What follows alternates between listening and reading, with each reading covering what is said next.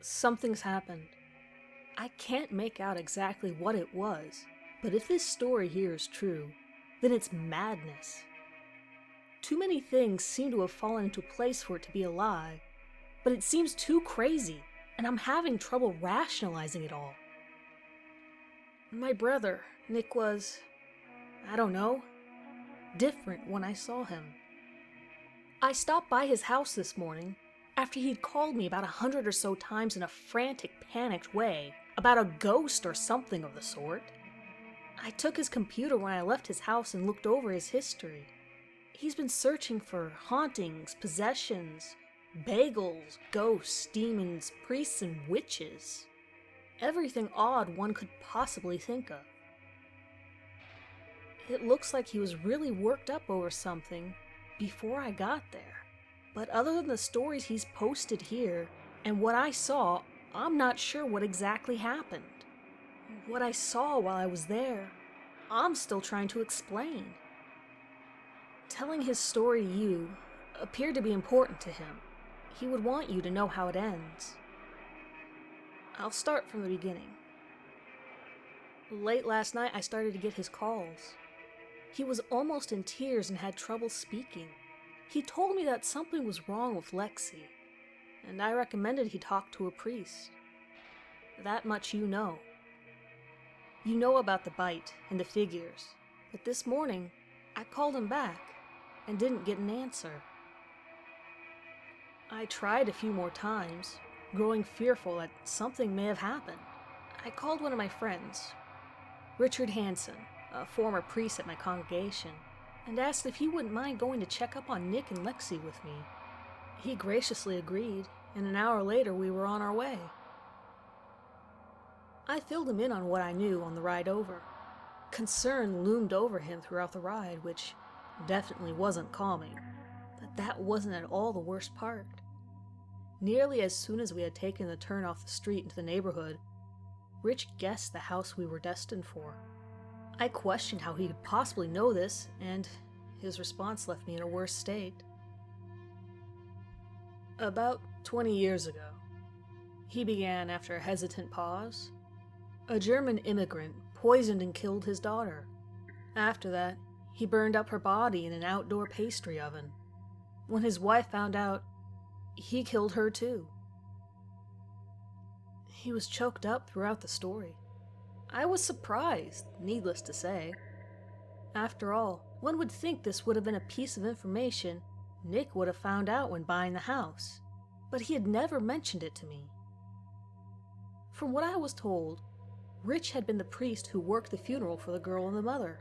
He went on to tell me that the father, only a day later, had somehow accidentally contaminated his own breakfast with the same poison he used to kill his daughter, and drove into oncoming traffic when it kicked in, taking 2 more people with him to the grave.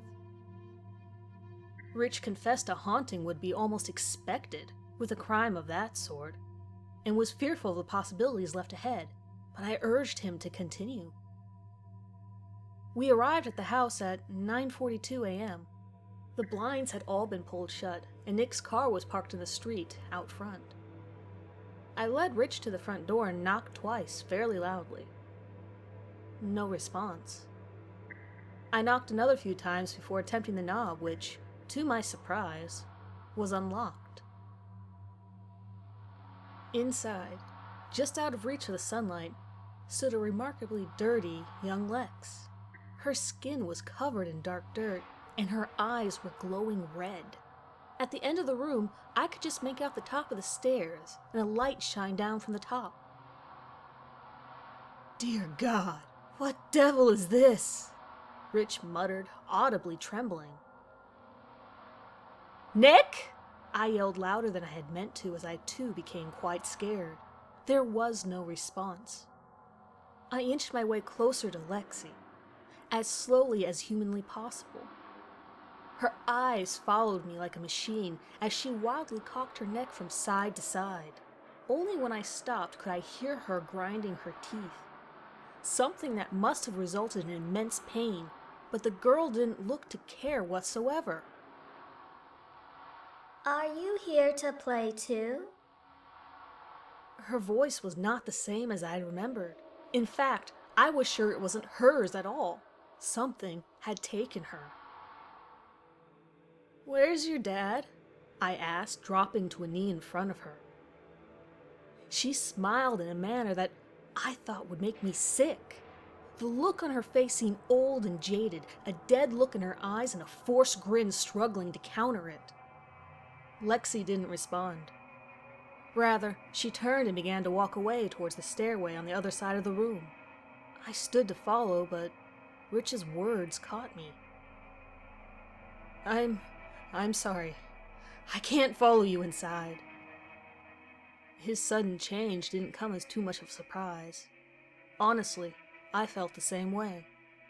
There's just too much evil in here.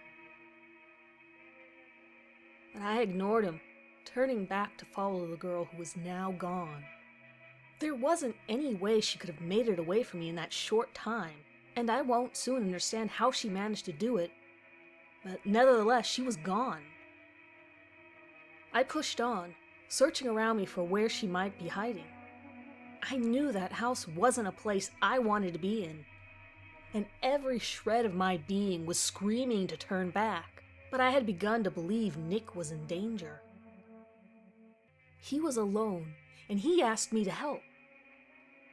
I made it to the stairs and glanced down to catch the right footing on the first step. When I looked back up, Lexi was there, directly in front of me, just a few steps up, with that same evil smile stretched over her face. She stood there, staring for a moment, then, with a push, leaped at me. I lost my footing and fell backward, hitting my head on the ground behind me. But the shock wasn't enough to keep me from feeling the incredible pain of her sharp teeth ripping into my chest. I grabbed Lexi by the torso and threw her over to the side. She hit the wall hard and fell to the ground with a thud, but I didn't take the time to stop and check if I'd hurt her. I sprinted up the stairs, 4 per stride, and swung around the corner on the top to the master bedroom. The door was closed and braced from the inside, but a light shined from inside, beaming out on all 4 corners in the dark. I pounded on the door relentlessly and screamed for Nick to open up, but Lexi was already behind me, giggling. I turned to face her, but as I did, the door opened, and the light it freed made her scurry away like a scared animal. "Max?" a weak voice asked as I was pulled inside. Another voice I didn't quite recognize. "Nick, what the fuck?" was all I was able to stutter, but this wasn't Nick, at least, not entirely. Nick had the same red eyes as Lexi, but his skin wasn't darkened like hers. Instead, he was blistered and bloody. A coat of sweat had drenched him, and dark rings were forming under his eyes.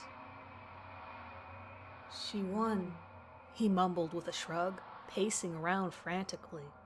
"I tried to help, but..." He looked up sharply. "You have to go. Right now." I begged him to tell me how to help, but he wouldn't hear it. He only pushed harder and harder for me to leave. I didn't want to go back outside the room. The thought of the space between here and the outside door shook me, but he was insistent. He assured me that he could safely get me out of the house, but kept implying that he wasn't going to leave. I grabbed his computer from his desk, thinking that it might hold some of the answers, and after much discourse, agreed to leave. He opened the door and pushed me through it. Lexi was waiting for us. Behind me, a strong simmering light shined suddenly, accompanied by a comforting warmth. I think I knew what the cause was at that point, but I didn't dare to turn to look, keeping my eyes locked on Lexi as she retreated at our pace. She seemed afraid of the light that worked like a shield, keeping her at a safe distance as we moved. I saw the front door, and as I passed the last step, I sprinted out of it, stumbling onto the ground outside. Only then did I look back to see the source of the light. Nick had, at some point, erupted into flames behind me, causing the light that forced the girl away. Nick looked back to me, and as the red in his eyes faded, he began to scream in pain. The door slammed shut, and soon, the whole house was engulfed in flames.